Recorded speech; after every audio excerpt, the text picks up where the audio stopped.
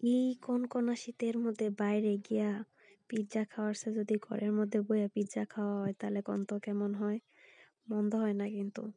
বাইরে তো প্রচুর ঠান্ডা, তার চেয়ে ভালো ঘরের মধ্যেই বানায় খাইয়া ফেলানো হোক। আসসালামু আলাইকুম।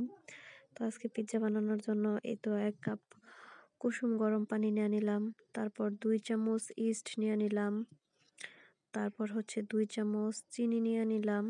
এগুলা নিয়ে একটু লাড়াগাড়া দিয়ে রাইখা দিলাম। তারপর এইখানে লগা আটা নাইলে ময়দা নিয়া এটারে আবার গুলানি হইব, ডলা মাজা করা হইব খুব ভালোভাবে। যে তোমার 2টা ডোর জন্য আটা তো একটু বেশিই লাগবো। এটা অনেক সুন্দর করে লগা ডলা মাজা করবেন যেন মিক্সড হয়ে যায়। ও এখানে কিন্তু আবার বেকিং পাউডারও দিয়ে রাখবেন একটু।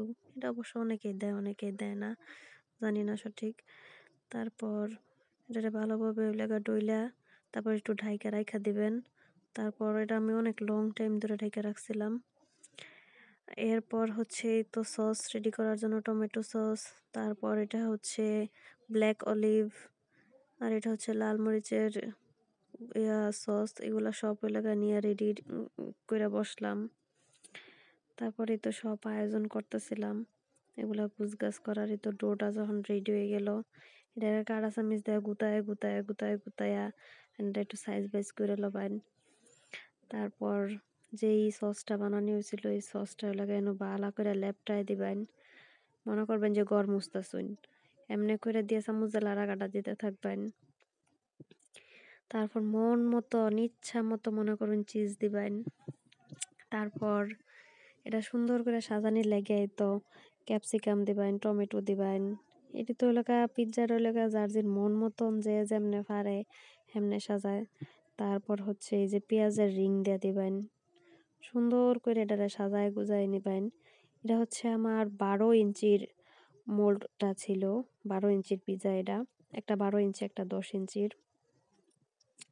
তারপরে তো চিকেন, ব্ল্যাক অলিভ সব কিছু দিয়া সুন্দর করে সাজায় গুজায়া রেডি করে ফেলাইলাম একটা। তারপর এই তারপরেরটা লাগা রেডি করার জন্য এই তো বেশি করে চিজ দিয়া ওই আগেরটার মতো নাই, সেম। আর এটার মধ্যে তো পিৎজা তো আসলে যার যার মন মতন মানুষ এলাকা ডেকোরেশন করে।